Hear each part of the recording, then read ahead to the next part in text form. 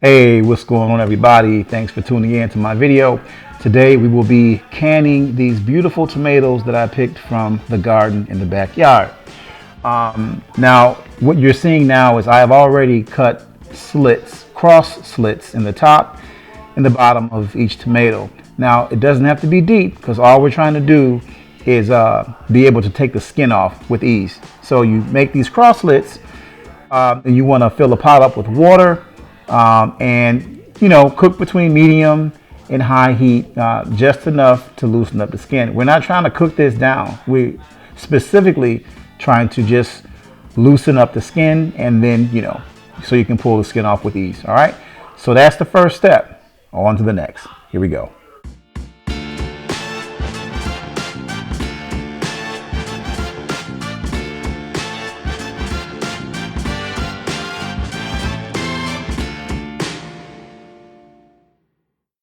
Okay, so the boiling process probably took about, I don't know, maybe 2-3 minutes boiling. And like I said, I was just boiling it enough for the skin to easily slide off, right?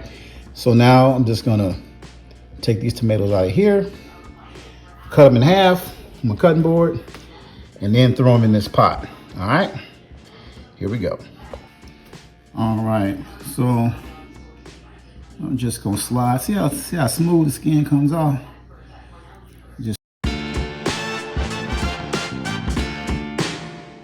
All right, so all the skin has been removed and you'll end up with a pot like this.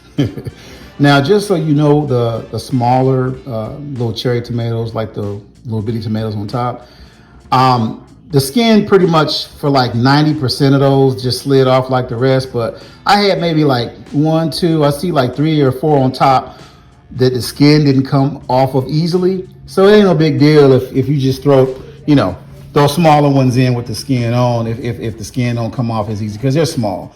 So that's not a big deal. I do have a little bit of a mess. That's why I was cutting all the tomatoes up in half, and you'll end up with all your skins over here.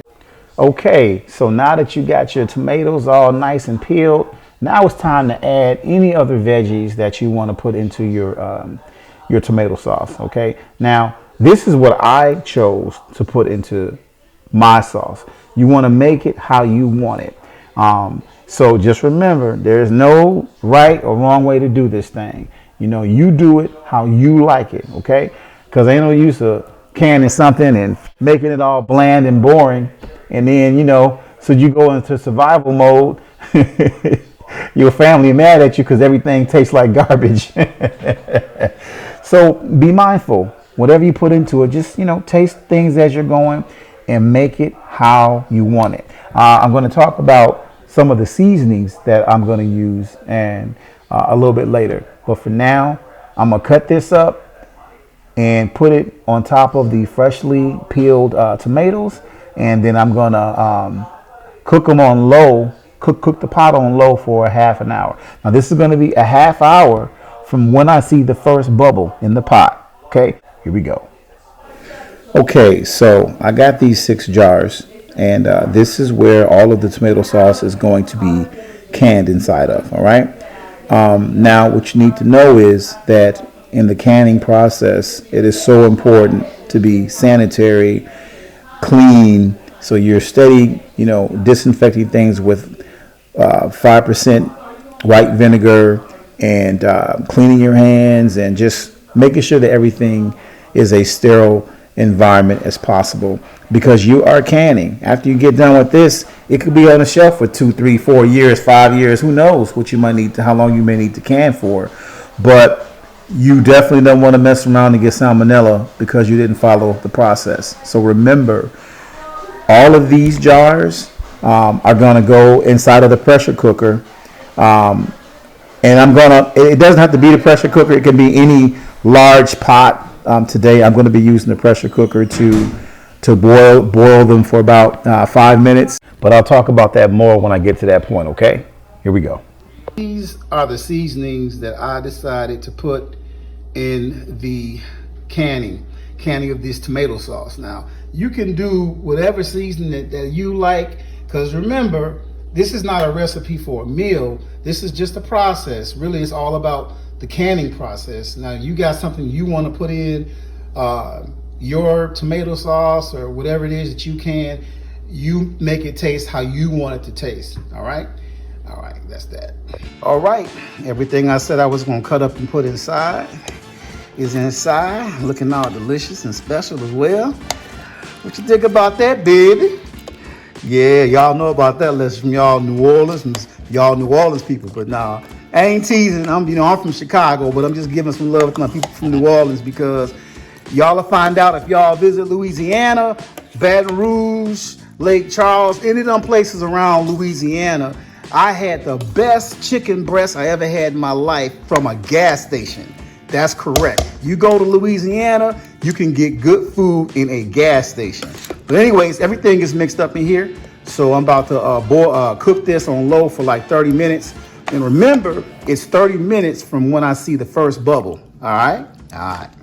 All right, y'all. So this next step, which I told y'all I was going to do, was I put all the bottles that I showed y'all earlier in this water.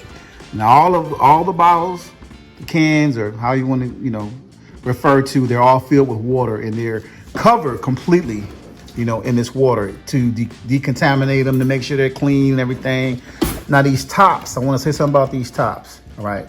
Now, this part of the top has to be brand new. If you're canning, this has to be new. Now you may have another one that you used before, but once you use it once, that's it. That's a wrap. You can still use the old ones to store other things in, but you can't use them to can because you can contaminate your food. So whenever you use whenever you use these have to be brand new when you can. All right. Now you see I'm throwing them in this water with the rest of the bottles, but these right here, you can use these. They don't have to be brand new. So the next time I can always use these. As long as they, still twist down, you can use these.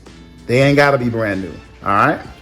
So I'm gonna put these in here, put all these in here. And then I'm gonna throw them in on the stove for I'm gonna let them boil for 5 minutes to decontaminate everything. All right. Not that it's contaminated, but as far as canning, it is, just because you wash it with some Dawn soap, that ain't good enough when you can. All right, y'all. Okay, now I'm gonna run y'all over here to the stove. Woo! Look at that. It was cooked for on low for a half hour, right? And you want to stir it. I want just keep an eye on it. You don't want nothing to burn, but it is a lot of liquid in here, so it's not gonna burn as quick as something else that, didn't have any fluids in there would. But you do want to, stir it every now and then. And I already have seasoning in it, and make sure that you taste it, because even though you might not be about to eat it right now, when you do get ready to eat it, you want it to taste like you want it to taste, you know what I'm saying? So, yeah, so that looks good. I could probably put that over some pasta right now, but nah, this is going to be for later. All right, so that's that, and I'll get back with y'all in a second.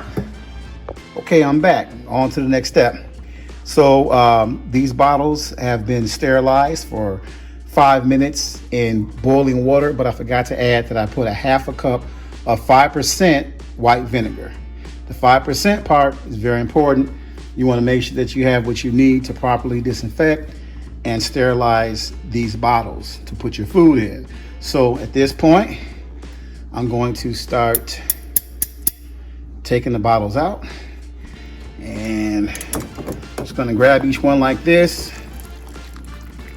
dump the water out, pow, like that, and then I'm going to set them on this towel here. Each one. Boom. Now just remember, you have sterilized these bottles, so you have to really make sure that the process that you don't, handle them the wrong way, because you're about to put food in them. The whole purpose of boiling them for 5 minutes was to sterilize them. So, boom.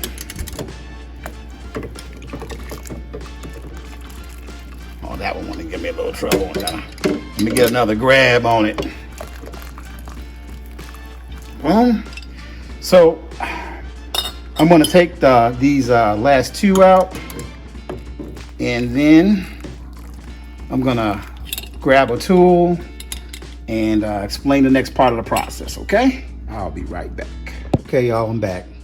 So as I said before, I took all these bottles out, and now I'm going to use this funnel to, pretty much put all of this sauce inside. So you're going to do it like this. Hold on one second. I'm just going to be greedy with it. I want to be greedy with it, but all I'm going to do is just put this over here like this. Yeah. So you can use whatever, whatever works for you as far as spoon, scoop, whatever. But I'm just going to do this until it gets to the level that I want it to be at. So I'm just going to take my time. I'm not trying to spill nothing, and that's how I was looking so far. But I want to say this. This right here is a measurer. So you basically put this on the jar like that, and you want the sauce to be right below this bottom piece here. I'm not going to touch it, but the bottom piece there.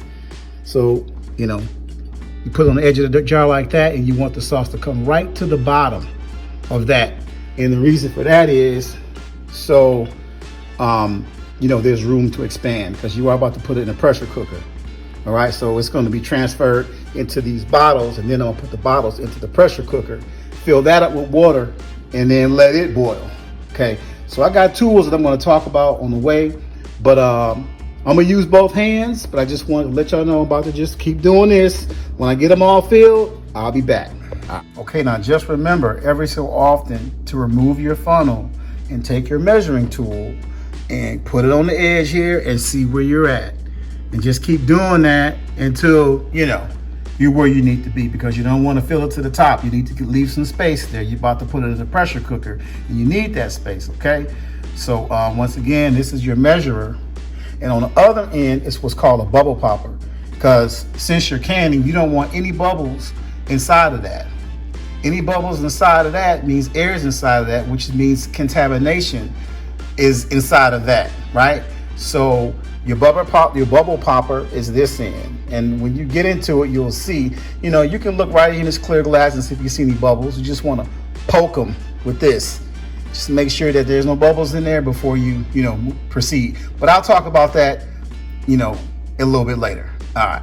Okay, so while y'all was sleeping, I put all the sauce in all of these jars, but I have a small dilemma, and that is that I had 6 big jars, but I didn't have enough sauce, so I got a smaller jar, and then I boiled that down for 5 minutes, no big deal. Boiled it to sterilize it like I did the rest of them, and then I just put the smaller amount of sauce in this last little one here.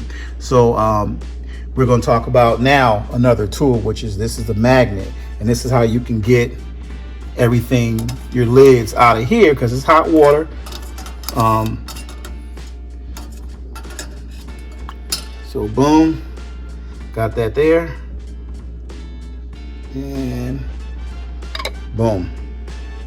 Now I'm gonna get the lid, and I'm just gonna put it right here so I can grab it with my hand, and boom. Okay, so I want to talk about some of these tools. We talked about this one, talked about the magnet. This is what I grab the bottles with to bring them out of the water. This is a pickle grabber. It's called a pickle grabber tool. This is your jar wrench, and that's to tighten the jars up. And you can use your hand, but this is a jar wrench, and this is your jar lifter. So after I get through with the next process, which is that's how that looks right there. Once I get through with the next process, you'll be able to see this is to lift it out of the pressure cooker and put it back over here when I'm done. But now I have to put these jars into the pressure cooker now, and then then I have to boil that for about 30 minutes, to get the seal. Now, one more thing that I want to add, and that is to wipe your jars down. I didn't show you that, but basically, you just take a paper towel, and just wipe around the rim of the jar. I've already done it, but you want to do that because if there's any sort of food material on the edge where this needs to make contact, it might not get the proper seal. So get your white vinegar and just put some on a paper towel and just wipe around the rim, the outer rim there. If you want to do the top, you can. And then you go ahead and seal it down. Okay. So, and that's just twisting it down. So I'm going to be right back for the next process. Okay. So now all of the jars have been placed into the pressure cooker. And now I just put the jars in the pressure cooker and fill the water right above the jars. And now I'm going to grab the lid and put, hold on 1 second. 1 second. This is the lid, but you want to make sure you check this hole right here. See that hole right there? Look through there just to make sure that, it's not clogged, that, there's nothing in there. There shouldn't be anything in there, but no little hole like that is easy for something, I don't know, fluid from the last time you canned something or whatever. Maybe you missed something, but you want to make sure that is clean. See how you can see through that hole right there? That's what you want, because this pressure cooker needs to be able to release that air. All right, so I'm gonna put this lid on, and then we're gonna get right back. All right, so we have the cans inside of the pressure cooker, and I said that I couldn't find there's a piece that goes on top of here that actually regulates the pressure. It's an adjustable pressure regulator, which lets you use 5, 10, or 15 pounds. I can't find it, so I'm going to use this. It has a hole in it to let the pressure out. I'm going to put it right on top of here once it's boiling. Now with the pressure cooker, if you have a pressure cooker, you know how to use your pressure cooker. You know that when this pops up right here, when that pops up, that means that the contents are boiling. At that point, if I had the piece that I need, which is this piece right here on the box, it's always that piece, it would be all good. But since I can't find it, I'm going to use this top. I'm going to put it right on top of that, and that's going to still let air out but maintain a certain amount of pressure. Now, luckily for me, I am canning tomatoes. Tomatoes has a high acidic content, so I'm not using the pressure cooker to pressure cook the tomatoes. I'm using this pressure cooker to seal the lids. Now, if I was using something with like a lower acidic content, like chicken or beef or something like that, then I would need the pressure cooker to actually pressure cook, if you all are understanding, pressure cook the contents. Okay, so don't try this at home. I'm not saying that you should do this, but I'm going to do it because we've been canning before, and this is something that is familiar in this household. So I want to add this as well. If you are more than 1,000 feet above sea level where you're going to be canning, you will have to adjust your boiling time as well as the amount of pressure that you put on top of your pressure cooker. So where I am in Illinois, I'm only at about somewhere between 530 and 600 feet above sea level. So I can pretty much follow a recipe to the T. But let's just say if you are, say, 1,500 feet above sea level where you live, you'd have to maybe add boiling time, and you have to add, the rule of thumb is a half a pound of pressure for every 1,000 feet you are above sea level. So you'll start at 1,001, okay? 1,001 and above, that's when you have to start changing. If you're just 1,000 and below, you can follow the recipe that you have in front of you as normal. So keep that in mind. So I'm just really waiting for this to pop up, and then I'm gonna put this top on. So I'm standing by, and at that time, I'll be back. All right. As you can see, as I was saying, this top has popped up. all the contents are boiling real nice and sweet, right? So you can see my little makeshift, my little MacGyver, for those of y'all who used to watch MacGyver back in the day, my little MacGyver is working for this particular canning process. Got the little hole right here. So even though this is a lid for another type of pot, it's working because it has the weight that I need. It's letting pressure off, and it's going to be enough pressure to seal the contents, right? To seal the top. All right, so I'm just going to let this do its thing for 15, for 15 minutes. And then that'll be it. Then I'll shut this thing down. And when I take the jars out, we'll be good to go. All right, y'all. Hey, what's going on, everybody? So as you can see, I have found my pressure regulators, but this is after I got through actually pressurizing my jars. So each one of these represent 5 pounds of pressure. If you just need 5 pounds, obviously that, all 3 of these stacked on top of each other is clearly 15 pounds of pressure. So it just kind of sits on top of that same little area that I was pointing at in the video. So I would advise that you keep this in a location where it's easily found because this is not the first time I've misplaced this. Just keep it inside the pressure cooker. I don't even know why I didn't do that, but I'm telling you to do this, okay? Take the time, after you wash everything, and that's what really happens. Now here I go with the excuses. I wash everything down, have this in a dish rack or something, and then I don't put it, where it needs to be sometimes, but you do better than I did, all right? Peace. Good morning. It is the next morning. That's why I said good morning. But so last night we left off with me boiling all of the jars for 15 minutes after it started boiling. So it boiled for 15 minutes. It was really in the pot for approximately 30. It took about 15 minutes, I want to say, before it actually started boiling. I mean, this is a big pot, but it's done now. After it boiled last night, I just pretty much turned it off after 15 minutes of actual boiling time. But after you turn your pressure cooker off, you're gonna need to let it sit because obviously it's built up pressure. So I would say at least 3 hours. But since it was already yesterday evening, I just went ahead and went to sleep because everything in there is good to go in jars. They should be sealed. So now I'm gonna pop it open and use this tool to pretty much lift the jars out. So I'm just gonna take the top off this and I'll be right back.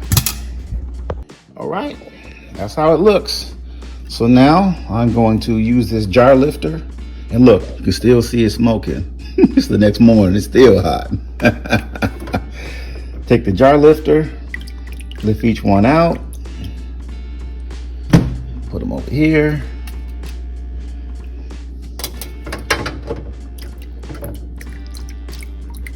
All right.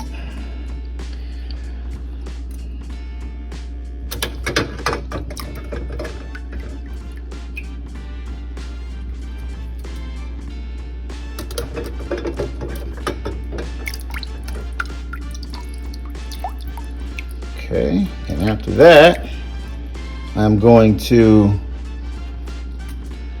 just pretty much check the seal on all the tops to make sure that the flat top, the portion that I was talking about that you cannot use more than once, I'm going to make sure that that is actually glued down, sealed tight to the top. And once I know that it's tight, then that's it. Pretty much mark the top of the jar, the date. It's going to be today's date. And then so because we have a lot of things that have been canned here. So I'll be right back. Okay, so pretty much it was just taking the top off, the twist part, and making sure that this part actually got a proper seal. So you just want to, not like a whole bunch of force, but just kind of with your thumb. It's not supposed to pop open. All of them should be sealed. Now you see this is a proper seal. Looks good. So far so good. So I'm pretty much just gonna go through all of these to make sure that the seal is good to go.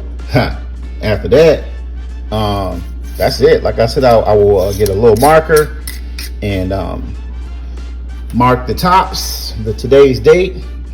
And hey, I thank y'all for taking y'all precious time to watch my video. And I believe that everyone who has not canned, that you can do it.